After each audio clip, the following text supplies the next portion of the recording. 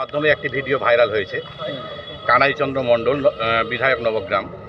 সেই ভিডিওতে আমরা দেখলাম যে আমাদের মাননীয় জাকির হোসেন বিশিষ্ট শিল্পপতি, সমাজসেবী, তিনি বিধায়কের সাথে সাথে তিনি একজন শিল্পপতি। তার বিরুদ্ধে কানাইচন্দ্র মণ্ডল কুরুচিকর কিছু মন্তব্য এবং অশ্লীল অঙ্গভঙ্গি করেছেন, যাতে আমার মনে হয়েছে যে জাকির সাহেবের এতে মানহানি হয়েছে এবং সামাজিক যে মানুষের সুনাম সেটা ক্ষুণ্ণ হয়েছে। এর প্রতিবাদে আমি আজকে এই থানায় অভিযোগ করেছি। সুতি থানায় ছিলেন ফারাক্কা এসডিপিও সাহেব এবং আমাদের সুতি থানার আইসি সাহেব ছিলেন, দুজনই ছিলেন। ওনাদের সাথে বিস্তারিত আলোচনা হয়েছেন, আমাদের অভিযোগ তারা গ্রহণ করেছেন এবং বলেছেন যথাযথ আইনানুগ ব্যবস্থা উনি গ্রহণ করবেন।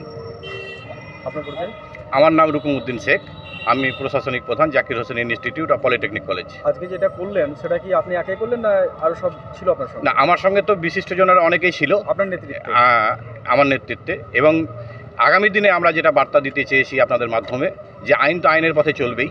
যদি কানাইচন্দ্র মণ্ডল জাকির সাহেবের কাছে প্রকাশ্যে মিডিয়ার সামনে যদি ক্ষমা না চায়, আগামী দিনে জাকির সাহেবের যে সমস্ত স্কুলের কলেজ প্রতিষ্ঠানগুলি যেটা আছে 23খানা, সেই 23খানা স্কুল কলেজের ছাত্রছাত্রী এবং সমস্ত শিক্ষক শিক্ষিকা মিলে আমরা সুতিতে যেখানে পাবো তাকে ঘেরাও করব এবং তার জবাব সেদিন আমরা তার কাছে নেব।